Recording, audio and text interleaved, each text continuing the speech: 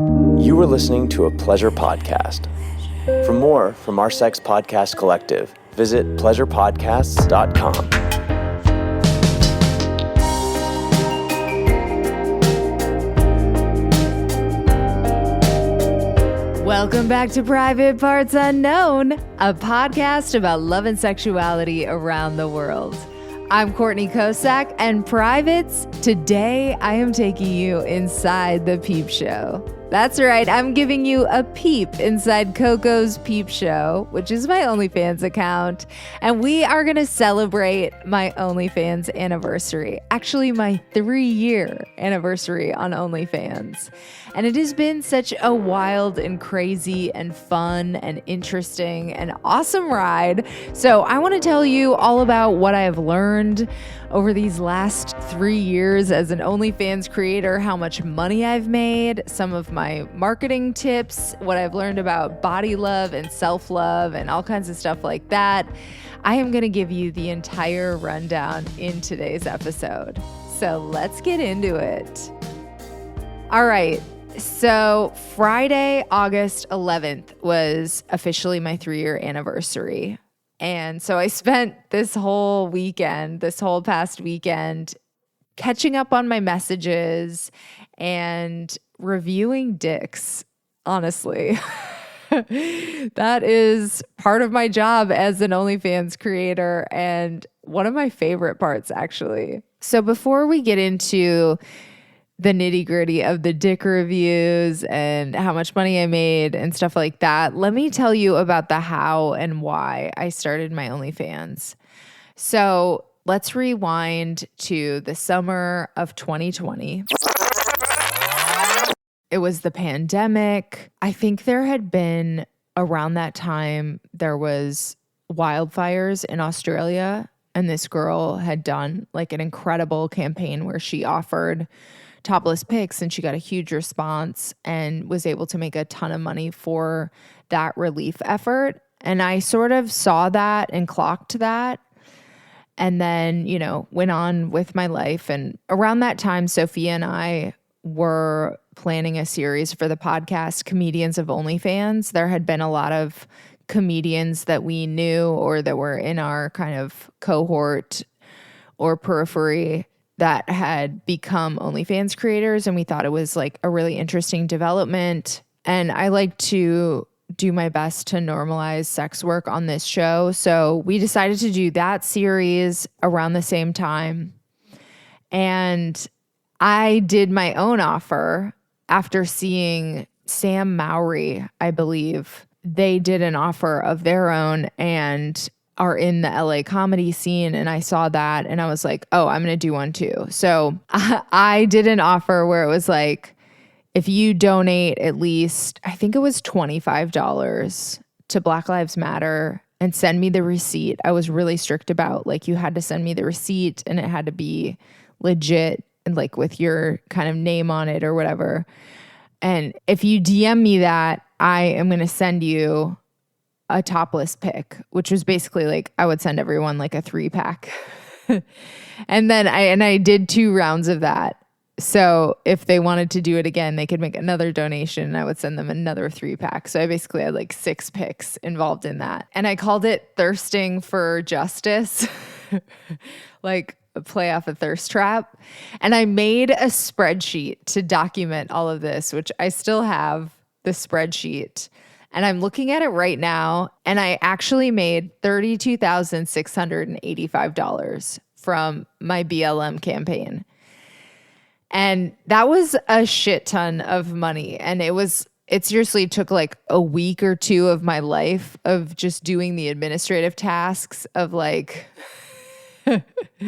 going back and forth with these people and, making sure they were legit. And if they send me a bullshit receipt, I would send them back and be like, sorry, I can't honor that. And then some of them would come back. And it was like a whole negotiation with some people. And a lot of people were really cool about it and donated way more than they needed to. But yeah, this spreadsheet is hilarious. I literally have the handles of everyone that participated.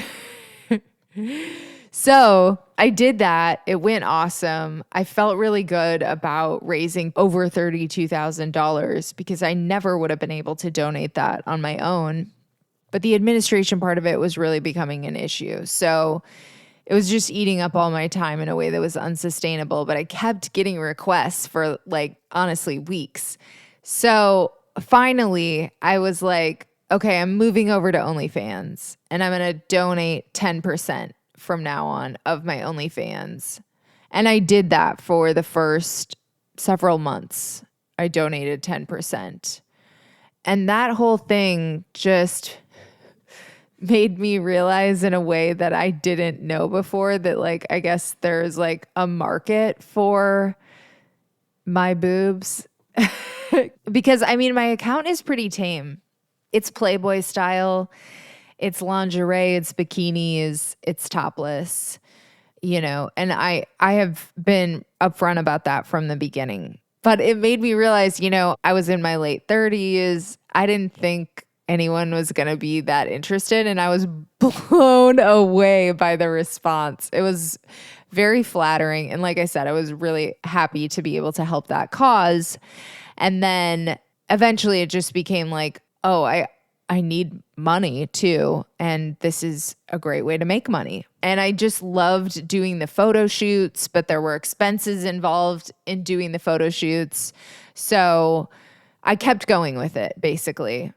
But I have always been obsessed with pinup style photography. I think it's super hot and I'm an exhibitionist. So OnlyFans was the perfect outlet for me. And I'm in a monogamous relationship for the most part, aside from my Tokyo happy ending massage, which you may have heard about on this podcast. But for the most part, we're monogamous and I like that. I'm very happy with my partner and monogamy feels right for us, but I'm still an exhibitionist and I still love the validation of people loving my body. And I have very much loved this outlet. And it's been awesome to have it for my sexuality, like on the side while I'm in this very happy relationship. I love being visually consumed and appreciated and validated. So it's like the perfect match. And my partner has been fucking awesome. He's so not jealous or threatened about it. He's just been really cool and supportive. And that makes me feel even more positive about our relationship. Like it makes me trust him even more. And that's the same way I felt about the Tokyo happy ending massage. And I don't know, you know, sometimes you do things that are just like on the edge that are kind of like monogamish and they can still give you that same poly appreciation for your partner. You know, not everybody would be like, yeah, my girlfriend does that and I'm, you know, not threatened at all. Like most people might have a little bit of a like, what? But he's awesome. So it's so not an issue. And like I said, I love doing these photo shoots. That's probably my favorite part is the exhibitionism and the validation, but it's also an outlet for performance that I used to have as an actor, but I don't really get to have as a writer anymore. And so I've developed some fabulous relationships with photographers and doing these shoots over the course of the last 3 years, I've become like buddies with some of them. I want to shout out Ian Spanier in particular. He has been so clutch as a photographer on this OnlyFans adventure. We have actually done 7 photo shoots together, a bunch of really cool stuff in the studio. We've shot at several different studios. And then on Friday, on my 3-year anniversary, actually, we shot at the beach in Malibu and it was so fucking fun. I mean, we just did it because it was time to get some more new content, but I thought it was so perfectly timed that it was on the anniversary. So he's been amazing. And there have been probably 5 or 6 other photographers that I have shot with during this time who have been amazing to create content with. And I'm so grateful for those people. Another thing about the photo shoots that I really appreciate is prepping for the photo shoots is such a good like self-care reminder for me. I make sure I'm in shape, which I usually do anyway. I'm very consistent about my working out and exercise routine, but knowing that I have a photo shoot on the calendar and it's like a few weeks away or whatever, I usually like kick my routine into high gear. And if I've been feeling lazy recently, it's definitely a good kick in the butt. And it especially helped to motivate me to work out during the pandemic, which I think we all know how slovenly that could get sometimes. One big thing that I learned doing OnlyFans is the importance of sticking to your boundaries. I want to underline that so hard because I'm actually going to put in the episode description my referral link. Like if you want to try to do OnlyFans yourself, use my link. I would very much appreciate that. I would love to refer you. But with the caveat that you need to stick to your boundaries. I am super comfortable with everything I've done so far, which is pretty much all topless and bikini and lingerie content, basically the kind of stuff you would find in Playboy or Victoria's Secret. And I've also done some customs and PPV, pay-per-view content, but not as much as most creators. And for things like that, I usually do like shower content or maybe like a strip tease, which is a little more intimate because it's video, but still within my boundaries. And I think there's definitely, from what I've seen, just with the creators that I know and the interviews that I've done, I think there's more internal conflict for creators who don't stick to their boundaries. And I totally get the temptation of testing your boundaries because there's money involved and it can be an easy way to make money sometimes. And, you know, occasionally you have a big bill that you need to pay or something like that. And so there are dueling interests. You know, it's like your boundaries against these other pressing money things. But the more that you can stay within your predetermined boundaries, I think the better you're going to feel about the whole experience in the long run. If you become an OnlyFans creator, that is probably my number one tip.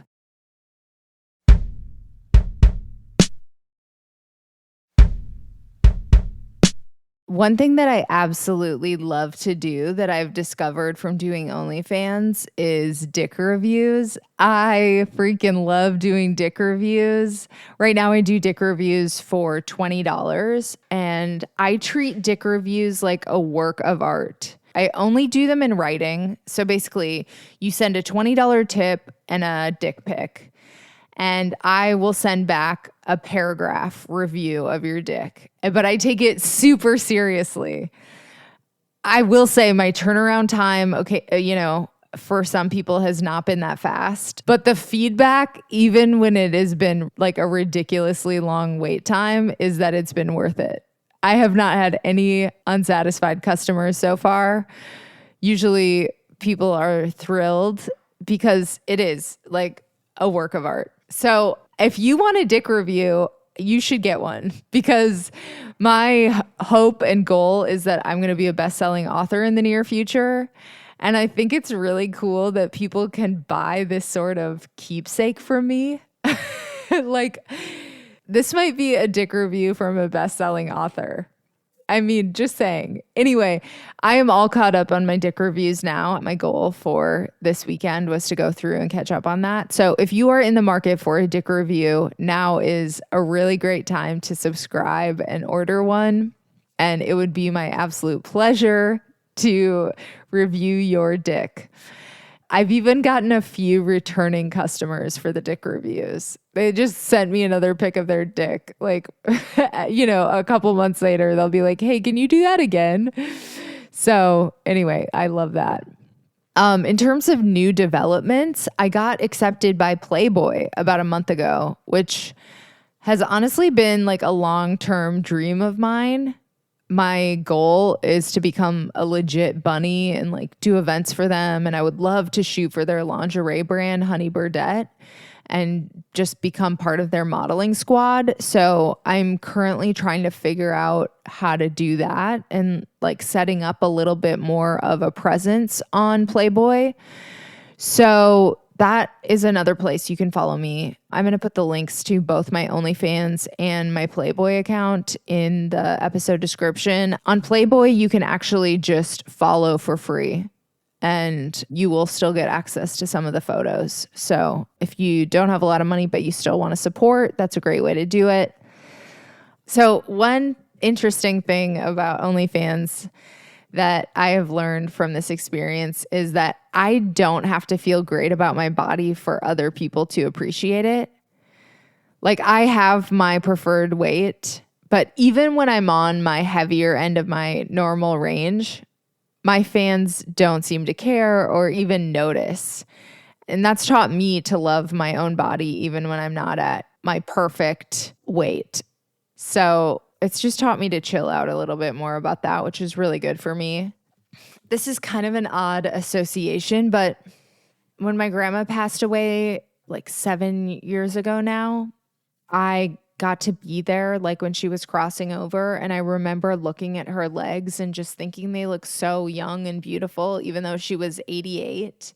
And it just made me realize sometimes we're so hard on these bodies even though they're so incredible, and they keep us alive and they carry us around and they allow us to do really cool shit, and they're way more gorgeous than we give them credit for. And it just made me realize, like, if you want to do this, just go for it. Just do it. So I did some shoots right after that, just kind of like for my Instagram and my own pleasure. And I made a calendar for my boyfriend and stuff like that. I've always, I was shooting this kind of stuff when I was in college. So I've always kind of been into it. And OnlyFans just gave me a really good outlet for it. I've also really gained a new appreciation for my boobs. I love my boobs, and they're natural. And we live in such this airbrushed plastic society. There's so much pressure for perfection that even with my pretty symmetrical C cuffs, I have been tempted to get a boob job before, just being totally honest about that. So of course I understand why people get plastic surgery, and I think adults should be able to do whatever they want with their bodies. So this is no judgment. To me, it is totally fine as long as you interrogate your goals and your motivations and you're honest with yourself about the procedure and you try to be as safe as possible. But doing OnlyFans has given me this awesome appreciation for my body and for my boobs. And on the other side of that spectrum, it's really reinforced that my feet are ugly. They are so ugly. There's a site called WikiFeet, and I have gotten a total of 8 votes on WikiFeet. 1 for beautiful, and then there's nice. I got 0 votes for nice, 6 votes for okay, 0 votes for bad, and 1 vote for straight up ugly.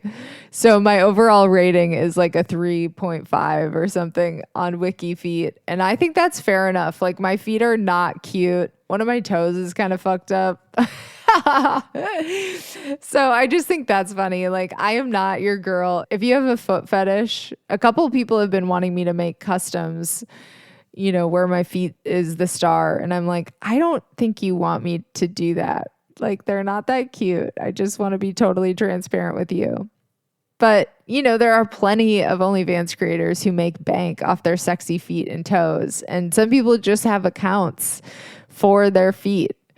But yeah, it's not an attractive part of my body, and I'm self-aware about it. I don't care. I'm fine. It could be worse, but I have gotten to a place where I'm like, yeah, that's not my best feature.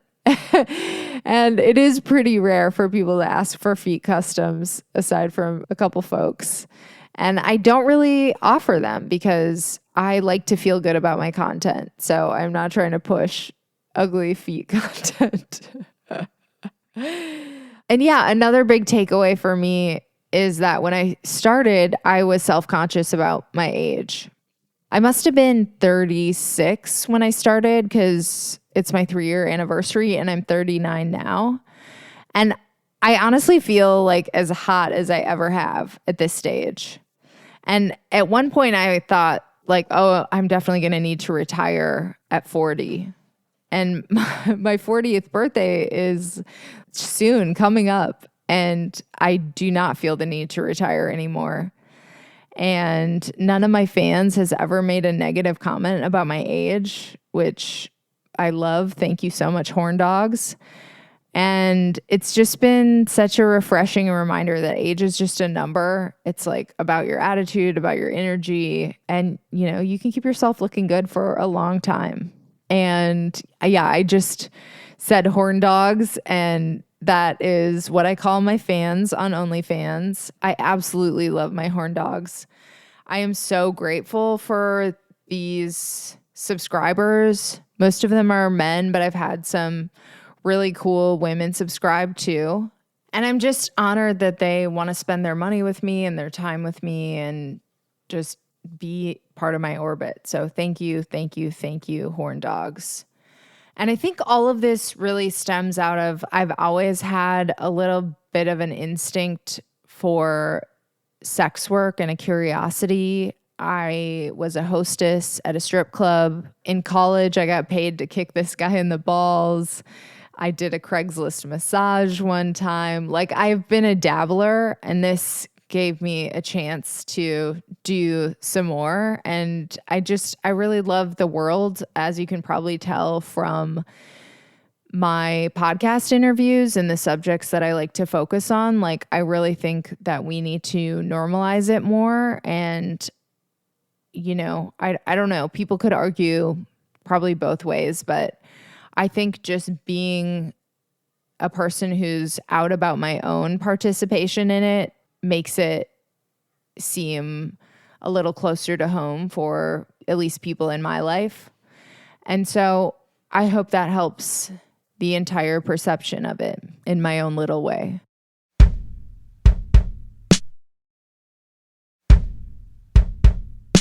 As I said, I started this the summer of 2020, August 11th, basically 2020. I was on a road trip back home to visit my family.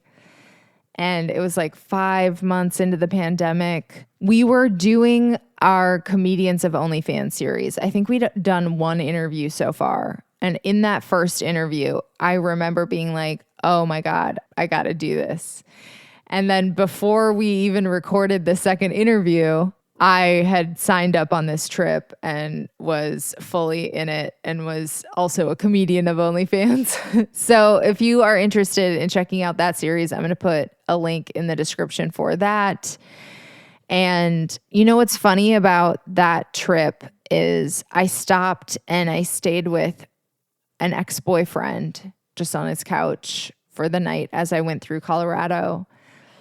And he openly slut shamed me. He was like, oh, I'm so glad we're not together anymore. It's so you to do something like this. And I was like, you asshole, I'm glad we're not together anymore too. Like, Wade is totally cool with it. So anyway, there was that. And then I guess the other big topics are marketing and money. So in terms of marketing, I was kind of as out about it as I could be on social media, that I try to sort of walk the line. Like, I don't want my social media accounts to just be about OnlyFans, because I feel like that's kind of distracting from my other work.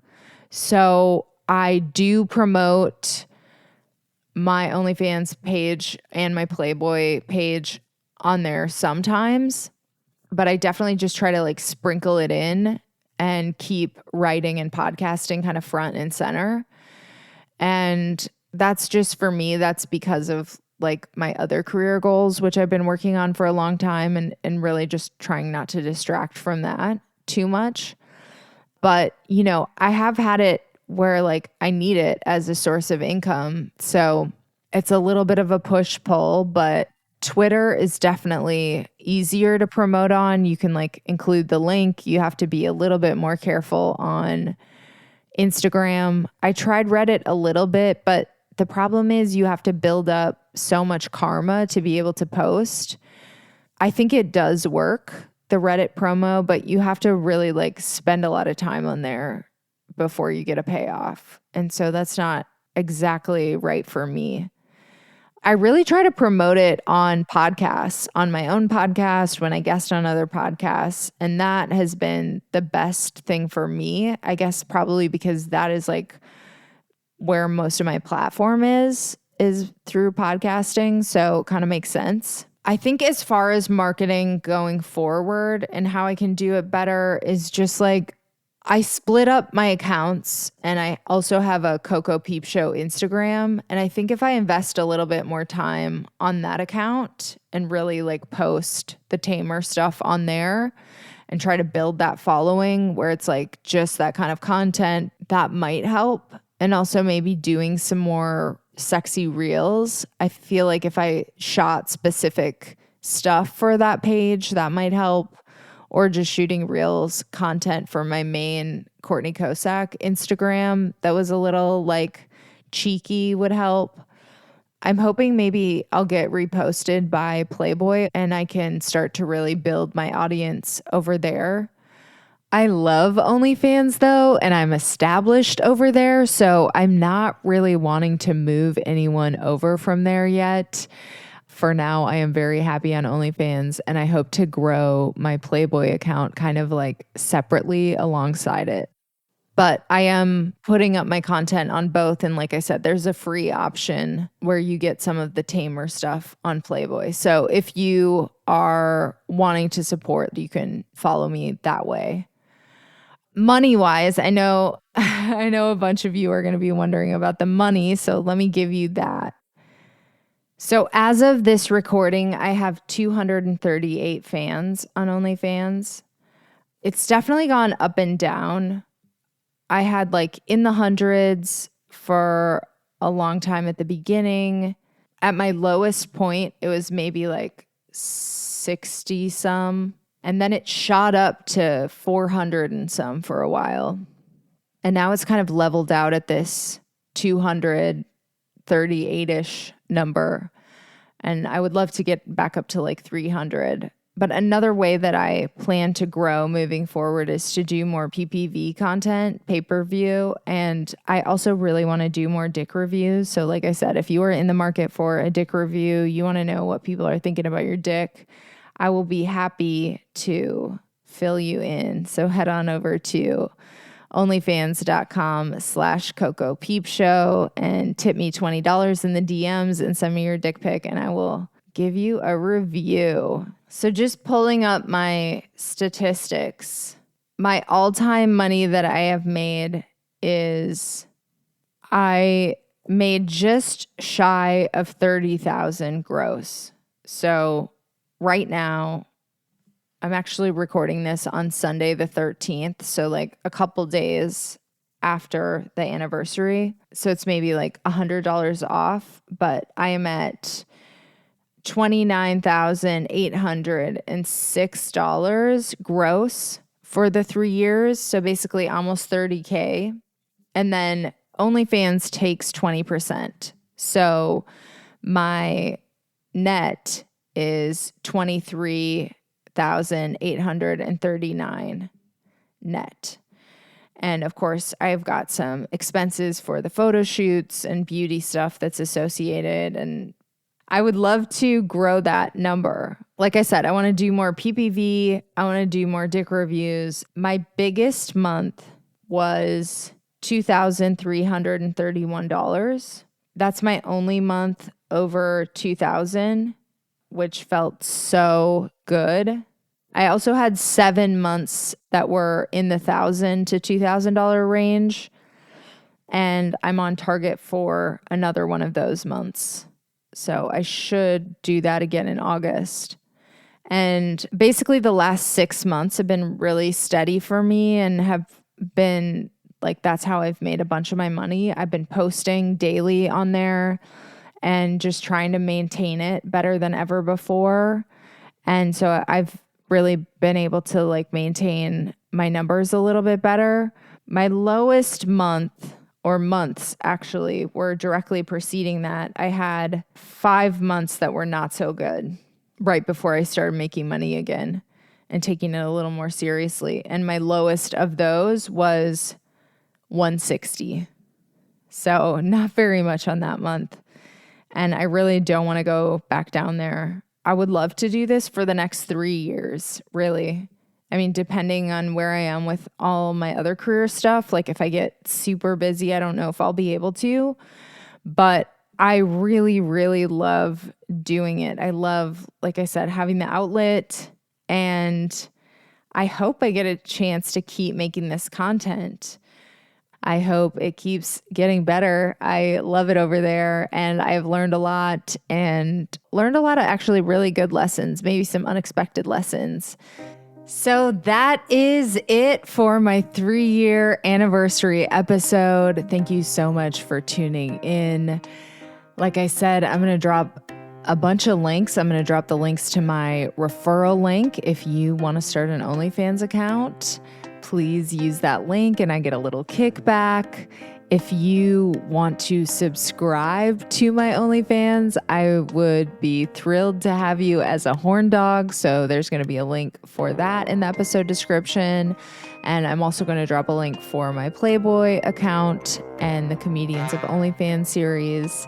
Thank you so, so much for tuning in to this episode of Private Parts Unknown. You know, a lot of times I hear from my horn dogs that they listen to the podcast, and I love that. It is such a great way to support this show. If you are interested in a Playboy style peek behind the podcast, it is onlyfans.com/Coco Peep Show. Again, onlyfans.com/Coco Peep Show. Thank you for your support. It's a very horny way to support the show, and I love it. And stay tuned right here. We are in the midst of Hot Pod Summer, so I've got another sexy episode coming your way next week. For all the latest episodes, look down and make sure you're following us on your favorite podcast player now. And to stay in touch between episodes, follow me at Courtney Kocak. That is Kocak on Twitter and Instagram. And follow the show at Private Parts Unknown on Instagram and at Private Parts on Twitter. And of course, subscribe to our newsletter. It is privatepartsunknown.substack.com. There is a link in the episode description for that. And the Private Parts Unknown YouTube channel has been resurrected. There are new videos with Gigi Engel, Dr. Amir Marashi, Multi-Amory, and now Antonia Crane on the channel. So make sure you check that out. It's youtube.com/privatepartsunknown. Again, youtube.com/privatepartsunknown. And make sure you subscribe, even if you are planning to listen to the podcast instead of watch. It really helps us out in the algorithm. And shout out to Amy Rausch for the bomb-ass theme music. For more info about Amy and her music, check out amyrausch.com. That's Amy, RAASCH.com. This episode was mixed by my ride or die audio guy, Michael Castaneda of Plastic Audio. And after enjoying this content, could we ask you for a quick favor? Just go to ratethispodcast.com/private and give us a 5-star rating and review. We are trying to hit some rating and review goals. We are currently at 275 ratings on Apple Podcasts, and we are at 104 ratings on Spotify. So you can help us hit our goals. We're trying to actually get to 350 on Apple Podcasts this summer. We are so far away, and you can help us by leaving a rating and review on Apple Podcasts, or help us get to 150 on Spotify. And you can do that by going to ratethispodcast.com/private. Or if you're listening on Spotify, you just go to the upper left-hand corner of our page, click the star button, and then click all 5 stars. And one more thing, there is a new way you can help support the show. We are now on the Fountain app. So if you are listening on a V4V platform and you get value from this show, you can support us by sending a boostagram. You can even send us a comment along with your boost. And those are my favorite because they come with a little bit of money. Thank you so much for listening until the end. Until next time, stay curious and keep exploring. Love you, privates.